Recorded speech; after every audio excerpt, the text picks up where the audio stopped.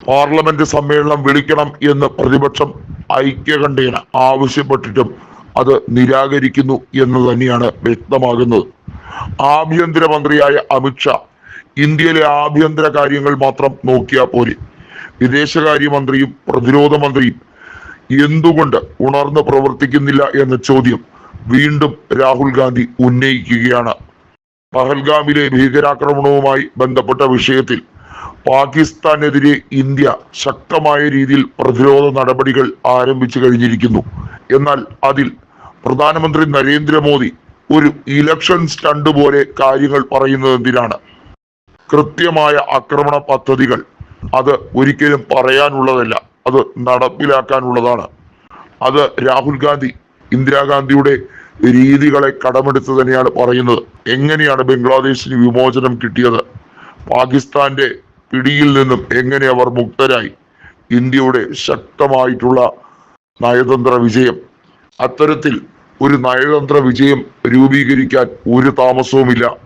ലോക രാജ്യങ്ങൾ അനുകൂലമായി ഇന്ത്യയോടൊപ്പം നിൽക്കുമ്പോൾ ഏതാനും ചില രാജ്യങ്ങൾ പാകിസ്ഥാന്റെ തീവ്രവാദത്തെ പിന്തുണയ്ക്കുമായിരിക്കാം. അതിൽ ഒന്നാമനായി ചൈന നിൽക്കുമായിരിക്കാം. പക്ഷേ അതുകൊണ്ട് കാര്യമില്ല. ചൈനയ്ക്കും ഒറ്റപ്പെടേണ്ടി വരും.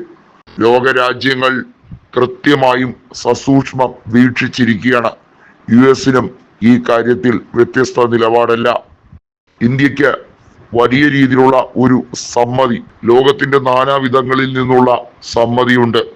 അതുകൊണ്ട് തന്നെ ഭീകര ക്യാമ്പുകളും ഭീകരാക്രമണം നടത്താൻ അവർ ഉപയോഗിച്ച രീതികളും കൃത്യമായി പിന്തുടർന്നാൽ അതിന് മറുപടി തന്നെ കൊടുക്കാൻ കഴിയും. ചിന്തിച്ചിരിക്കേണ്ട കാര്യമില്ല. ഇതിന് എത്രയും പെട്ടെന്ന് മറുപടി കൊടുക്കുക എന്നുള്ളതാണ് ലക്ഷ്യം. അതുകൊണ്ടാണ് രാഷ്ട്രപതിയെ കാണാൻ പ്രതിപക്ഷ നേതാവ് തീരുമാനിച്ചിരിക്കുന്നത്. സുപ്രീം കമാൻഡർ രാഷ്ട്രപതിയാണ്. പല കാര്യങ്ങളിലും മോദി സർക്കാർ മെല്ലെപ്പോക്ക് നയമാണ്. 2014 നരേന്ദ്രമോദി അധികാരത്തിലേറിയതിന് ശേഷം നിരവധിയായ അറ്റാക്കുകൾ കശ്മീരിൽ ഉണ്ടായിട്ടുണ്ട്. എന്നാൽ അതെല്ലാം അബ്രോഗേഷൻ ബില്ലുകൊണ്ട്, അതായത് കശ്മീരിന്റെ പ്രത്യേക പദവി റദ്ദാക്കിയത് കൊണ്ട് താഴ്വരയിൽ സമാധാനം വരും എന്നും ടൂറിസ്റ്റുകളെ ആകർഷിക്കപ്പെടും എന്നും പരിപൂർണമായി വിശ്വസിക്കാൻ കഴിയില്ല. ഈയൊക്കെ തിരിച്ചു പിടിക്കുക തന്നെ ചെയ്യണം. അതിർത്തിയിൽ വിന്യസിച്ചിരിക്കുന്ന സൈനിക ബലം കൂട്ടേണ്ടതിന്റെ ആവശ്യം മേജർ ജനറൽ GD ബക്ഷി പലതവണയായി ആവശ്യപ്പെട്ടിട്ടുള്ളതാണ്. നിരവധിയായ സൈനിക ഉദ്യോഗസ്ഥർ റിട്ടയറായി അവരുടെ നിഗമനങ്ങൾ കൃത്യമായി വിവരിച്ചിട്ടുള്ളതാണ്.